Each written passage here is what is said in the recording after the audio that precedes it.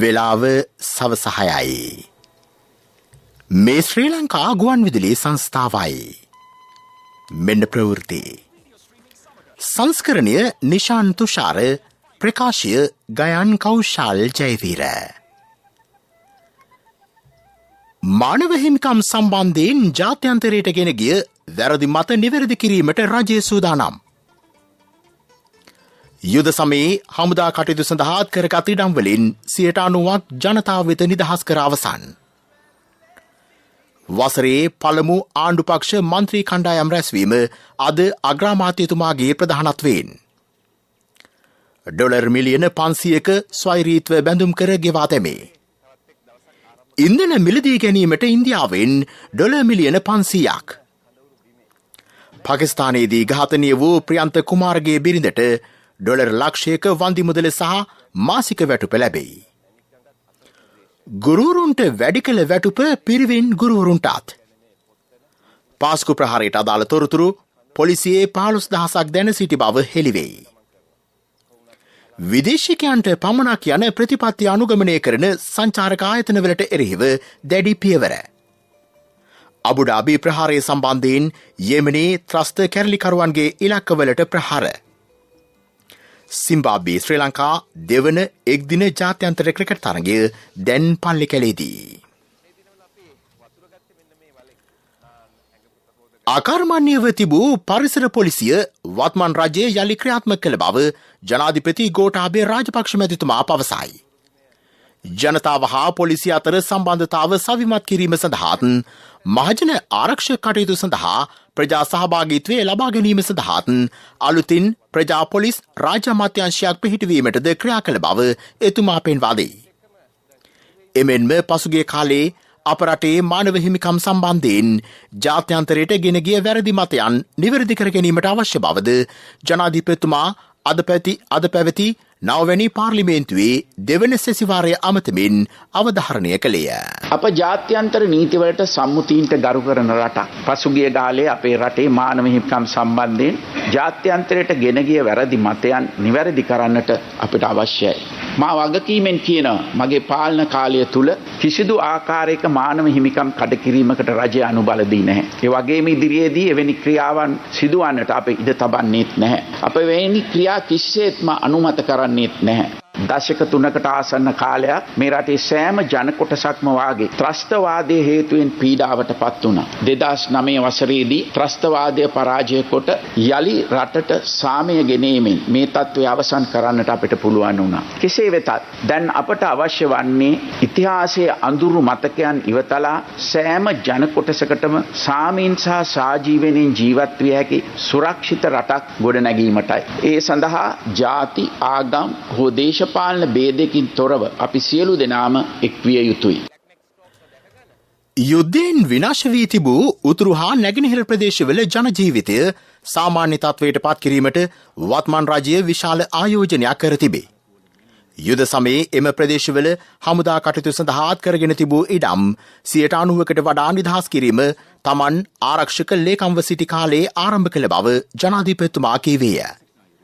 මෙම ප්‍රදේශවල ආරක්ෂාව තහවුරු කොට සාමකාමී තත්ත්වයක් පවත්වාගෙන යාමට හැකි වී ඇති නිසා ඉදිරි කාලයේදී තවදුරටත් ඉතිරිව තිබෙන ඉඩම් නිදහස් කිරීමට හැකි වනු ඇති බව එතුමා සඳහන් කළේය. යුද්ධයෙන් අතුරුදහන් වූවන් පිළිබඳ ගැටලුව එක් පාර්ශවයකට පමණක් විශේෂ වූවක් නොවේ. ඒ සියලු දෙනා වෙනුවෙන් උපරිම සාධාරණත්වය ඉටු කිරීමට අප කටයුතු කරනවා. අප ජාතිවාදය ප්‍රතික්ෂේප කරනවා. වත්මන් රජයට අවශ්‍ය මේ රටේ සෑම පුරවැසියෙකුගේම ගෞරවය හා අයිතිවාසිකම් එකසේ ආරක්ෂා කිරීමටයි. ඒ නිසා පටු දේශපාලන අවශ්‍යතා මත ජනතාව එකිනෙකාට එරෙහිව ගැනීම දැන්වත් නතර කරන ලෙස මෙය තවදුරටත් කරන දේශපාලකයන්ගෙන් මම ඉල්ලා සිටිනවා. යුද්ධයෙන් දීර්ඝ කාලයක් බැටකෑ උතුරු නැගෙනහිර ජනතාවට සියල්ලටම වඩා අවශ්‍ය වී තිබුණේ ආර්ථික සුරක්ෂිතභාවයයි. දරුවන්ට හොඳ අධ්‍යාපනයක්, තරුණ තරුණියන්ට රැකියා අවස්ථා, වෙළඳපොළ අවස්ථා මෙන්ම පානීය සහ කෘෂිකාර්මික කටයුතු සඳහා අවශ්‍ය ජල පහසුකම්, නිවාස, රෝහල්, මහා මාර්ග වැනි යටිතල පහසුකම්ද අවශ්‍යව තිබුණේ. සංහිඳියාව සඳහා රජයේ මූලික වගකීම ලෙස සලකන්නේ කිසිදු වෙනස්කමකින් තොරව මෙම ජනතාව සඳහා එම පහසුකම් ලබා දීමයි. එනිසා විවිධ දේශපාලන මතවාද තාවකාලිකව හෝ පසෙකලා එම ප්‍රදේශවල ජීවත්වන ජනතාවගේ ජීවන මට්ටම ඉහළ නැංවීම සඳහා රජය ගන්නා උත්සාහයට සහාය දෙන ලෙස පාර්ලිමේන්තුවේ සිටින උතුරු නැගෙනහිර ප්‍රදේශවල ජනතාව නියෝජනය කරන සියලු මන්ත්‍රීවරුන්ගෙන් ජනාධිපතිතුමා ඉල්ලීමක් කළේය. මෙම වසරේ පළමු ආණ්ඩුපක්ෂ මන්ත්‍රී කණ්ඩායම් රැස්වීම අග්‍රාමාත්‍ය මහින්ද රාජපක්ෂ මහතාගේ ප්‍රධානත්වයෙන් පාර්ලිමේන්තුවේදී අද පැවැත්වින. ජනාධිපති ගෝඨාභය රාජපක්ෂ මැතිතුමා පාර්ලිමේන්තුවට ඉදිරිපත් කළ ප්‍රතිපත්ති ප්‍රකාශය සම්බන්ධ කල්තැබීමේ විවාදය හෙට සහ අනිද්දා දෙදින පැවැත්වීමට කතානායකවරයාගේ ප්‍රධානත්වයෙන් පැවති සාකච්ඡාවේදී තීරණය වී තිබුණි. එහෙත් ආණ්ඩුපක්ෂ මන්ත්‍රීවරුන් බහුතරයක් විවාදයේදී අදහස් දැක්වීමට සූදානම්ව සිටින බැවින් 21 වන සිකුරාදා දිනයේද විවාදය සඳහා වෙන් කර දෙන මෙන් අමාත්‍ය ජොන්ස්ටන් ප්‍රනාන්දු මහතා මෙහිදී අග්‍රාමාත්‍යතුමාගෙන් ඉල්ලීමක් කළේය. මේ සඳහා ගත යුතු ක්‍රියාමාර්ග පිළිබඳ උපදෙස් අගමැතිවරයා ලබා දුන්නේය. අද දිනේදී ගෙවා නිම කිරීමට තිබූ ඇමරිකානු ඩොලර් මිලියන 500ක ජාත්‍යන්තර ස්වෛරීත්ව බැඳුම් කරය ගෙවා නිම කළ බව ශ්‍රී ලංකා මහ බැංකුව අධිපති අජිත් නිවාඩ් කබ්‍රාල් මහතා පවසයි. මින් පැහැදිලි වන්නේ රජයට හා මහ බැංකුවට එම ණය ගෙවීමට ඇති ශක්තියයි. රටේ කීර්තිනාමය රැකෙන පරිදි එම කටයුතු නිම කර ඇත. මෙම බැඳුම් කර ගෙවීමට නොහැකියයි කුමන පාර්ශව පැවසුවත් එය ගෙවානිම කිරීමට හැකිවීම විශාල ජයග්‍රහණයක් බව මහ බැංකුව අධිපතිවරයා වැඩිදුරටත් පවසයි. ගෙවන්න බැරි වෙයි කියලා හිතපු අවස්ථාවේදී නම් කිව්වා එව්වේ නැත්තම් ඉතා දරුණු ප්‍රශ්නයකට ශ්‍රී ලංකාව මුහුණ දෙන්න වෙනවයි කියලා. ඊට පස්සේ අපි ගෙවනවයි කියලා කිව්වම ඒ අයම ඇවිල්ලා කිව්වා ගෙවන්න එපයි කියලා. ඉතින් මේකෙන්ම පෙනී යනවා ඒ අයගේ තියෙන අදහස. එහෙම නොවි ශ්‍රී ලංකාවට අද මේ මුදල ගෙවන්න පුළුවන් වෙලා තියෙනවා. ඉදිරියේදී අපි සියලුම ණය ඒ අවශ්‍ය වෙලාවට හරි විදිහට ගෙවන්නට බලාපොරොත්තු වෙනවා. ඒ නිසා කිසි කෙනෙක් ඒ පිළිබඳව කලබල නොවී සිටින්න කියන එකත් අපි මතක් කරලා දෙනවා. තවදුරටත් අපි කිව්වොත් ශ්‍රී ලංකාවට කීර්ති නාමයක් තියෙනවා ඒ ණය ගෙවීමට උත්සාහයෙන් කරලා තියෙනවා කියන එක. ඒක දිගින් දිගටම කරන්නටත් අපි බලාපොරොත්තු වෙනවා කියන එකත් මම මේ අවස්ථාවේදී මතක් කරලා දෙන්නට කැමතියි. කැලණිතිස්ස බලාකාරයේ විදුලි ජනන යන්ත්‍රයක් ඉන්ධන නොමැතිකම නිසා ක්‍රිය වී ඇත. ඩීසල් භාවිතයෙන් විදුලිය නිපදවීමෙන් සිදුවිය හැකි විදුලිය විසන්ධිවීම වැළැක්වීමට සියලු ක්‍රියාමාර්ග ගනිමින් සිටින බව ලංකා විදුලි බල මණ්ඩලය පවසයි. මේ අතර ඉන්ධන ලබා ගැනීම සඳහා ලංකා විදුලි බල මණ්ඩලය ඉන්දියානු තෙල් සමාගම සමග කළ සාකච්ඡා අසාර්ථක විය. එමෙන්ම ලංකා khනිජ තෙල් නීතිගත සංස්ථාව විදුලිය නිපදවීම සඳහා මෙට්‍රික් ටොන් 900ක ඉන්ධන ලබා දීම ආරම්භ කර ඇති බවද විදුලි බල මණ්ඩලය වැඩිදුරටත් සඳහන් කරයි. බාහිර තෙල් නිෂ්පාදන මිලදී ගැනීම සඳහා ඉන්දියාව ශ්‍රී ලංකාවට ඩොලර් මිලියන 500ක ණය මුදලක් පිරිනමා තිබේ. ඉන්දිය විදේශ කටයුතු අමාත්‍ය ආචාර්ය එස්.එන්. ජයශංකර් මහතා අමාත්‍ය මහාචාර්ය ජී.එල්. පීරිස් මහතා වෙත ලිපියක් මගින් ඒ බව දැනුම් දී තිබේ. මෙරට ඉන්දිය මහා කොමසාරිස් කාර්යාලයද ඒ බව තහවුරු කර ඇත. මේ ප්‍රවෘත්ති ශ්‍රී ලංකා ගුවන්විදුලි සංස්ථාවෙන්.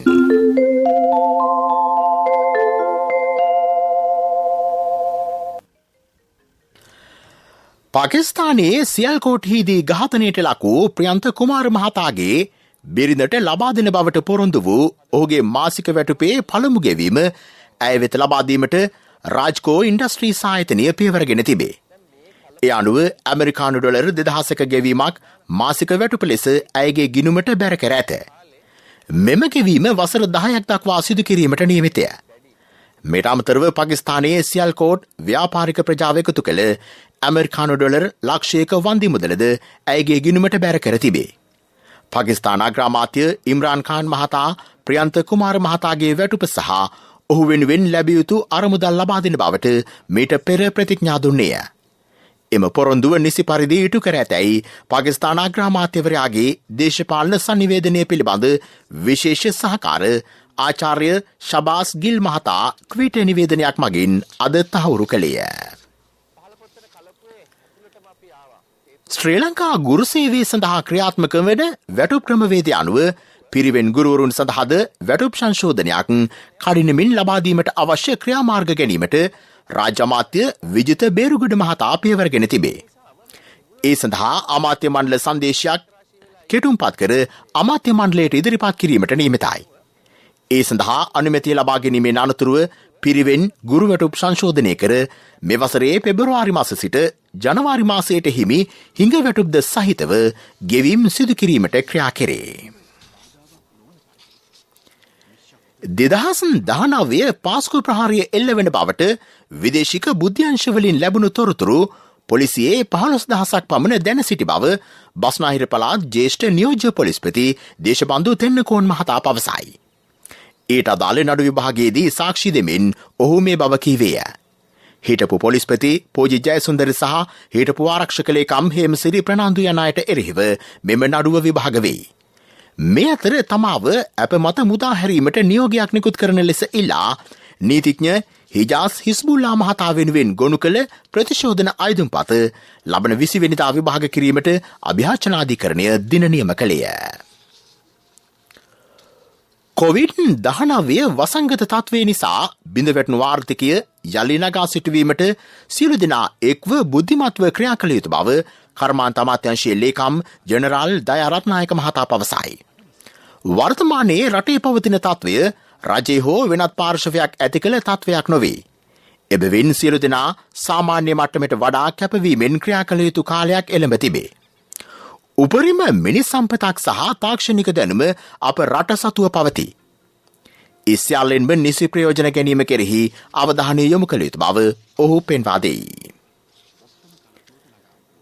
යාපනීය ශික්ෂණ රෝහලේ ස්ථාපිත කළ ඔක්සිජන් ටැංකි සංකීර්ණය විවෘත කෙරේ. මෙය උතුරු පළාතේ පිහිට වූ පළමු දියර ඔක්සිජන් ටැංකි සංකීර්ණයයි. සෞඛ්‍ය අමාත්‍යාංශය මේ සඳහා වැය කර ඇති මුදල රුපියල් මිලියන 24කි. පරිසර සංනිවේදනය අලලා සුනිල් උඩකල රචනා කළ කෘති 3ක් එළි දැක්වීම ලබන 20 වෙනිදා සවස 2ට පරිසර අමාත්‍යාංශයේදී සිදු කෙරේ. ඊට ජාතික ගුවන්විදුලියේ පාරිසරික ගුවන්විදුලි නාට්‍ය සංග්‍රහය යටතේ ලියවුණු මිටියාවත ග්‍රන්ථයේද ඇතුළත්ය. කුරුගහ මණ්ඩිය නිල් වනපෙත අනෙක් ග්‍රන්ථ දෙකයි. මීළඟට ප්‍රමුඛ පුවත. ප්‍රමුඛ පුවත ඔබ වෙත ගෙනෙන්නේ සෑම ගෙදරකම සිටිය යුතු වෙද මහත්මයා සිද්ධාලේප.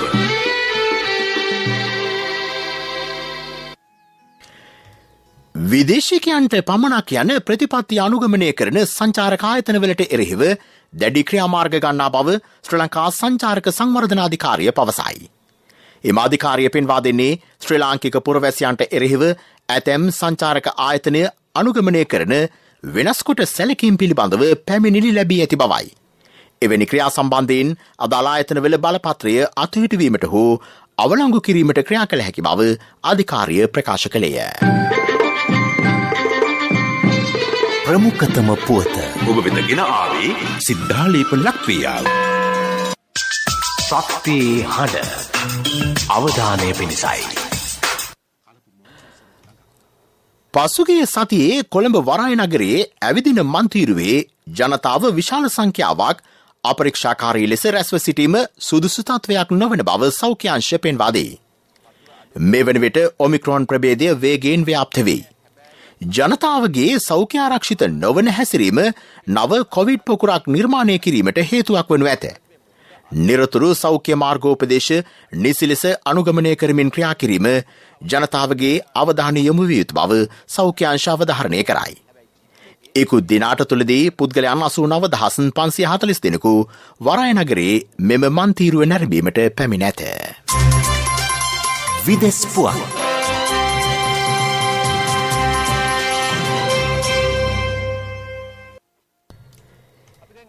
එක්සත් අරාබි එමිරාජ්‍යයේ අබුඩාබි වෙත මාරාන්තික ඩ්‍රෝන ප්‍රහාරයක් එල්ල කිරීමේ වගකීම යෙමනේ හවුති කැරලිකරුවන් බාර ගැනීමෙන් පසු සෞදි අරාබිය ප්‍රමුඛ සඳහනය යෙමනේ අගනුවර වන සානා වෙත ගුවන් ප්‍රහාර එල්ල කර ඇත. එක් ගුවන් ප්‍රහාරයකින් පුද්ගලයන් 14 දෙනෙකු පමණ මිය ගොස් ඇති බව එරට අල් මසීරා රූපවාහිනී නාලිකාව වාර්තා කර තිබේ. කැරලිකරුවන් සෞදි අරාබිය දෙසට දියත් කළ ඩ්‍රෝන යාන 8ක් ඒකාබද්ධ හමුදා අත්අඩංගුවට ගත් බව විදේශ මාධ්‍ය පවසයි. අබුඩාබිහිදී සිදු වූ ප්‍රහාරයෙන් පුද්ගලයන් 3 දෙනෙකු ජීවිතාක්ෂයට පත්විය. මේ අතර එක්සත් අරාබි එමිරාජ්‍යයේ සිදු වූ ත්‍රස්ත ප්‍රහාරය ශ්‍රී ලංකා රාජ්‍යය හෙලා දකින බව විදේශ කටයුතු අමාත්‍යාංශය පවසයි. ගෝලීය සාමයට සහ ආරක්ෂාවට හානි එල්ල වෙන ත්‍රස්තවාදී තර්ජනවලට එරෙහිව අකණ්ඩව සුපරීක්ෂාකාරී වීමේ අවශ්‍යතාව ශ්‍රී ලංකා රාජ්‍ය අවධාරණය කර සිටී. විදේශයන් සිට ලැබෙන තැපැල් භාණ්ඩ විවෘත කිරීමේදී මුහුණු ආවරණ සහ අත්වැසුම් පළඳින ලෙස චීන බලධාරීන් ජනතාවගෙන් ඉල්ලීමක් කරයි.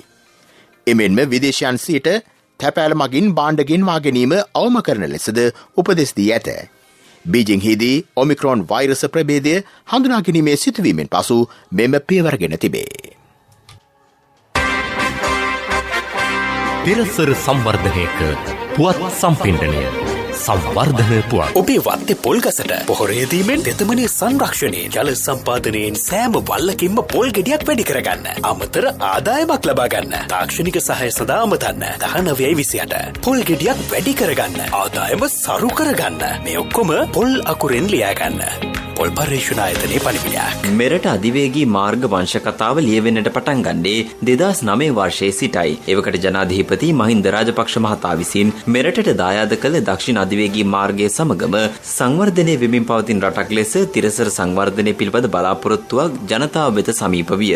රටක සංවර්ධනය යනු සංඛ්‍යාලේඛනයෙහි වර්ධනයක් පමණක් නොව සමස්ත මානව ප්‍රජාවද සොම්නසට පත්වන ආකාරයේ වර්ධනයක් විය යුතුයි. පසුගියදා විවෘත වූ මීරිගම කුරුණෑගල අධිවේගී මාර්ගය ආදායම් වාර්තා තබමින් පෙන්වා සිටින්නේ රටක සංවර්ධනයට දායක වන්නට ජනතාව කොතරම් ලෙන්ගතුද යන්නයි. මේ වන විට අධිවේගී මාර්ගවලින් උපයා ඇති ආදායම රුපියල් මිලියන 40000කට අධිකය. දකුණේ සිට කොළොම්තොටට ඇඹුල් තියල් පමණක් නොව කුඩා ව්‍යාපාරිකයන්ගේ සිට මහා පරිමාණ ව්‍යාපාරිකයා දක්වා තම ව්‍යාපාරික අස්වැන්න කඩිනමින් වෙළඳපොළට ගෙන යාමට එය කදිම තෝතැන්නකි. ගාලුපුරවරේ සිට කොළඹ පාසලකට නිවසේ සිටම දරුවන්ට පැමිණිය හැකිය. ආපසු ඉක්මනින් යාමටද හැකිය. මෙරට ශ්‍රම සම්පත වේගයෙන් ඉතිරි කිරීමට අධිවේගී මාර්ගවලට හැකියාව පවතී.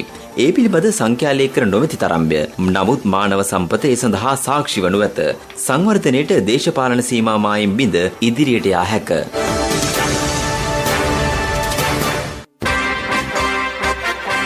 තිරසර සංවර්ධනයක පුවත් සම්පින්ඩනය සංවර්ධන පුවත්. ඔබේ වත්තේ පොල්ගසට පොහොරයදීමෙන් තෙතමනේ සංරක්ෂණයෙන් ජල සම්පාදනයෙන් සෑම වල්ලකින්ම පොල් ගෙඩියක් වැඩි කරගන්න. අමතර ආදායමක් ලබා ගන්න. තාක්ෂණික සහාය සඳහා අමතන්න 1928 පොල් ගෙඩියක් වැඩි කරගන්න. ආදායම සරු කරගන්න. මේ ඔක්කොම පොල් අකුරෙන් ලියා ගන්න. පොල් පර්යේෂණ ආයතනයේ පණිවිඩයක්. ක්‍රීඩා පුවත්. ශ්‍රී ලංකාව සහ සිම්බාබ්වේ අතර දෙවන එක්දින ජාත්‍යන්තර ක්‍රිකට් තරගය දැන් මහනුවර පල්ලිකැලේ ජාත්‍යන්තර ක්‍රීඩාංගණයේදී පැවැත්වෙයි. පළමුව පන්දුවට පහර දුන් සිම්බාබ්වේ කණ්ඩායම නියමිත පන්දුවාර 50 අවසානයේ කඩලු 8ක් දැවී ලකුණු 302ක් ලබා ගැනීමට සමත් විය. නායක ක්‍රේග් ගර්වින් ලකුණු 91යි. පන්දු යැවීමේදී ජෙෆ්රි වෙන්ඩසේ ලකුණු 51කට කඩලු 3ක් ලබා ගත්තේය. මෙම මාස 22 වන දින පැවැත්වීමට නියමිත අර්ධ මැරතන් තරගය සඳහා ආයුධම්පත් බාර ගැනීම මෙම මාස 22 වන දින දක්වා සිදු කරන බව ශ්‍රී ලංකා මලල ක්‍රීඩා සංගමය පවසයි. මෙවන විට ආයුධම්පත් 3000කට අධික සංඛ්‍යාවක් ලැබී ඇතැයි එම සංගමයේ උපසභාපති GLS පෙරේරා මහතා පවසයි. මලල ක්‍රීඩා සංගමය ආරම්භ කර සියවස් සැමරුම නිමිති කරගෙන මෙම මැරතන් තරගය ක්‍රියාත්මක වේ. බත්තරමුල්ල දියත උයන අසලින් ආරම්භ කර කිලෝමීටර් 21ක දුරක් මෙම අර්ධ මැරතන් තරගයේ පැවැත්වේ. ව්‍යාපාරික පුවත් ඔබ වෙත ගෙන එන්නේ NSB සල්ලි එහෙන් තෑගි මෙහෙන් ස්වර්ණ ජයන්ති වාසනා ජයග්‍රාහකයා ඔබද. එමිරේට්ස් ගුවන් සමාගම සතිපතා කොළඹ දක්වා ක්‍රියාත්මක කරන ගුවන් වාර සංඛ්‍යාව තවත් 5කින් වැඩි කරයි. ලබන මාස 10 වෙනිදා සිට එය ක්‍රියාත්මකයි. ඒ අනුව ශ්‍රී ලංකාවට සතියකට ක්‍රියාත්මක කරන මුළු ගුවන් ගමන් වාර සංඛ්‍යාව 26 දක්වා ඉහළ යනු ඇත. ව්‍යාපාරික පුවත් ඔබ වෙත ගෙන ආවේ NSB සල්ලි එහෙන් තෑගි මෙහෙන් ස්වර්ණ ජයන්ති වාසනා ජයග්‍රාහකයා ඔබද. NSB ස්වර්ණ ජයන්තිය වෙනුවෙන් සුපිරි ජයග්‍රාහකයාට රන් පවුන් 50ක්, දෙවැනි ජයග්‍රාහකින් 10 දෙනාට ස්කූටර්, දෙවැනි ජයග්‍රාහකින් 10 දෙනාට iPhone, සිව්වැනි ජයග්‍රාහකින් 29 දෙනාට මවුන්ටන් බයික්. 2021 ඔක්තෝබර් 1 වෙනිදා සිට 2022 දෙසැම්බර් 31 දක්වා NSB U Trust හරහා අවමේ වරකට ඇමරිකානු ඩොලර් 100ක් හෝ ඊට සමාන ඕනෑම විදේශ මුදලක් 3 වතාවක් එවන්න. ආර්ථික පුවත්. ආවරණය ඔබේ ඕනම අවශ්‍යතාවයකට සුදුසු මූල්‍ය විසඳුම් දෙන එන අය දියුණු වෙන අය එන LOLC සමූහය එන්න දියුණු වෙන්න.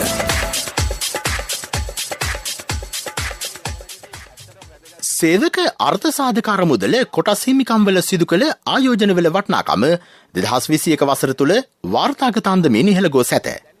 පසුගිය දෙසැම්බර් 31 වෙනිදායින් අවසන් වූ වසර තුළ සේවක අර්ථ සාධකාර මුදලේ කොටස් හිමිකම් වටිනාකම රුපියල් බිලියන 112ක් වී තිබේ. ඒ සඳහා වැය කර ඇති මුදල රුපියල් බිලියන 84කි.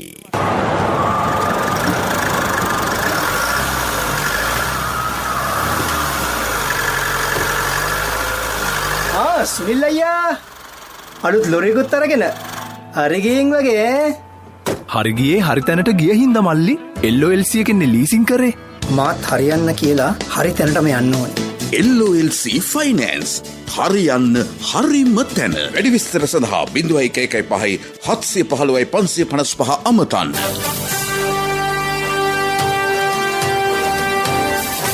කාලගුණ වාර්තාව උතුරු නැගෙනහිර උතුරු මැද සහ ඌව පළාත්වලත් මාතලේ දිස්ත්‍රික්කයේත් වැසි ස්වල්පයක් ඇතිවෙන බව කාලගුණ විද්‍යා දෙපාර්තමේන්තුව පවසයි. රත්නපුර, කළුතර, ගාල්ල සහ මාතර දිස්ත්‍රික්කවල ඇතැම් ස්ථානවලට මිලිමීටර් 50කට වැඩි තරමක තද වැසි ඇතිවිය හැකිය. ප්‍රවෘත්ති අවසන් කිරීමට යලි සිරස්තල. මානව හිමිකම් සම්බන්ධයෙන් ජාත්‍යන්තරයට ගෙන ගිය වැරදි මත නිවැරදි කිරීමට රජය සූදානම්. යුද සමයේ හමුදා කටයුතු සඳහා අත්කරගත් ඉඩම්වලින් 90% ජනතාව වෙත නිදහස් කර අවසන්. වසරේ පළමු ආණ්ඩුපක්ෂ මන්ත්‍රී කණ්ඩායම් රැස්වීම අද අග්‍රාමාත්‍යතුමාගේ ප්‍රධානත්වයෙන්. ඩොලර් මිලියන 500ක ස්වෛරීත්ව බැඳුම් කර ගෙවා දැමේ. ඉන්ධන මිලදී ගැනීමට ඉන්දියාවෙන් ඩොලර් මිලියන 500ක්. පාකිස්තානයේදී ඝාතනය වූ ප්‍රියන්ත කුමාරගේ බිරිඳට ඩොලර් ලක්ෂයේ වන්දි මුදල සහ මාසික වැටුප ලැබෙයි. ගුරුවරුන්ට වැඩි කළ වැටුප පිරිවෙන් ගුරුවරුන්ටත්. පාස්කු ප්‍රහාරයට අදාළ තොරතුරු පොලිසියේ 15,000ක් දැන සිටි බව හෙළිවේ. විදේශිකයන්ට පමණක් යන ප්‍රතිපත්ති අනුගමනය කරන සංචාරක ආයතනවලට එරෙහිව දැඩි පියවර. අබුඩාබි ප්‍රහාරය සම්බන්ධයෙන් යෙමනේ ත්‍රස්ත කැරලිකරුවන්ගේ ඉලක්කවලට ප්‍රහාර. සිම්බාබ්වේ ශ්‍රී ලංකා දෙවන එක්දින ජාත්‍යන්තර ක්‍රිකට් තරගයේදී ශ්‍රී ලංකාවට ලකුණු 303ක ඉලක්කයක්. අපගේ මෙම ප්‍රවෘත්ති ප්‍රකාශයට www.slbc.lk වෙබ් අඩවිය ඔස්සේද සවන් දිය හැකිය. මෙළඟ ප්‍රධාන ප්‍රවෘත්ති ප්‍රකාශය රාත්‍රී 9ට බලාපොරොත්තු වන්න. ප්‍රවෘත්ති ඉන් සමාප්තයි.